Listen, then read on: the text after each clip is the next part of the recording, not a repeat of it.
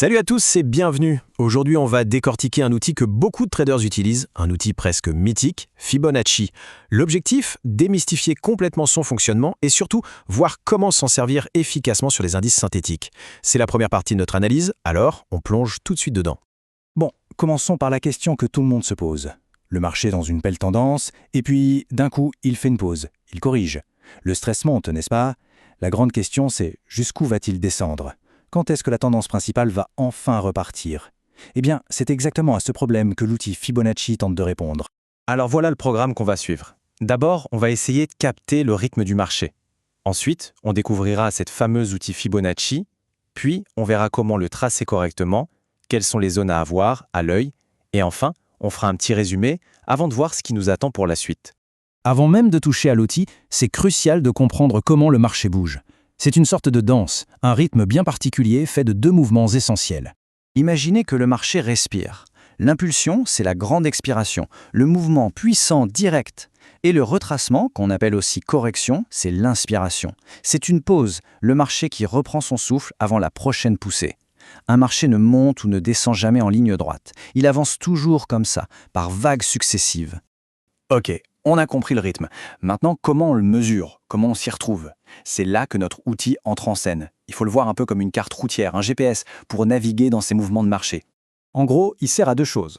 Premièrement, il peut nous donner des indices sur la fin d'une impulsion, savoir quand elle s'essouffle. Et deuxièmement, et c'est ce qui nous intéresse le plus aujourd'hui, il nous aide à anticiper où en retracement a des chances de s'arrêter, pour que l'impulsion suivante puisse commencer. Allez, passons à la pratique. C'est bien beau la théorie, mais comment on fait concrètement sur un graphique? C'est beaucoup plus simple qu'il n'y paraît, à condition de respecter une règle d'or avant de commencer.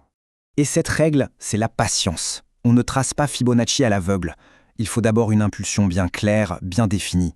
Et ensuite, il faut attendre un signe que cette impulsion est finie et que la correction a bien commencé. Un des signes les plus connus, c'est quand la petite ligne de tendance qui soutenait l'impulsion se fait casser. Le processus se résume donc à ces trois étapes très simples. 1. On repère notre grande vague, l'impulsion. 2. On prend l'outil et on clique sur son point de départ, puis on étire jusqu'à son point d'arrivée. Et 3. La partie la plus intéressante, on observe. On regarde comment le prix réagit quand il touche les niveaux qui viennent d'apparaître sur le graphique. Alors là, attention, c'est un point super important, une erreur classique. Le sens dans lequel on trace l'outil dépend de la tendance. Si le marché baisse, on trace du haut vers le bas.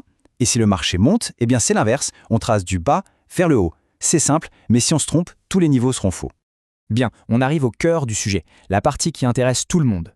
L'outil est tracé et on voit plein de lignes horizontales, plein de pourcentages. Lesquels sont vraiment importants? Sur quoi faut-il se concentrer? Le premier niveau notable, c'est le 38,2%. Quand le prix s'arrête ici, ça correspond souvent à un petit retracement, un retracement peu profond.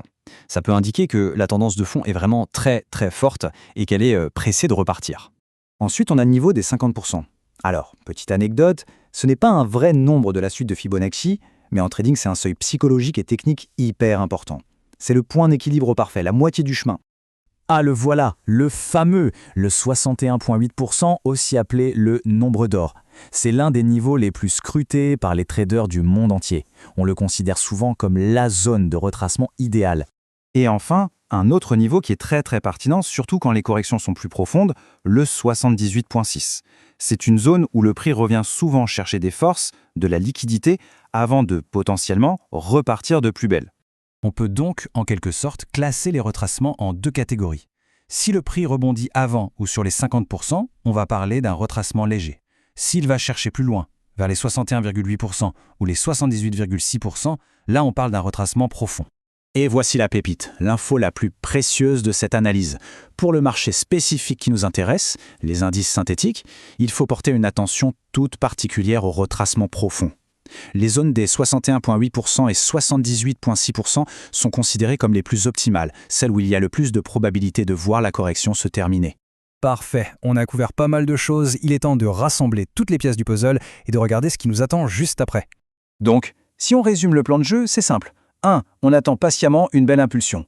2. On attend la confirmation de sa fin. 3. On sort notre outil et on trace. Et 4. On zoome sur les zones qui nous intéressent, en particulier les niveaux 61,8 et 78,6. Et ça, c'est un avertissement vraiment crucial. Le fait que le prix arrive dans une de ces zones ne veut absolument pas dire qu'il faut acheter ou vendre tout de suite. C'est une alerte, c'est une zone à surveiller de très très près, mais ce n'est pas un feu vert automatique. Et tout ça nous amène à la question finale. Si une zone Fibonacci, c'est juste une zone d'intérêt, alors qu'est-ce qu'on doit attendre? Quels sont les signaux, les confirmations nécessaires pour se dire « Ok, là je peux y aller ».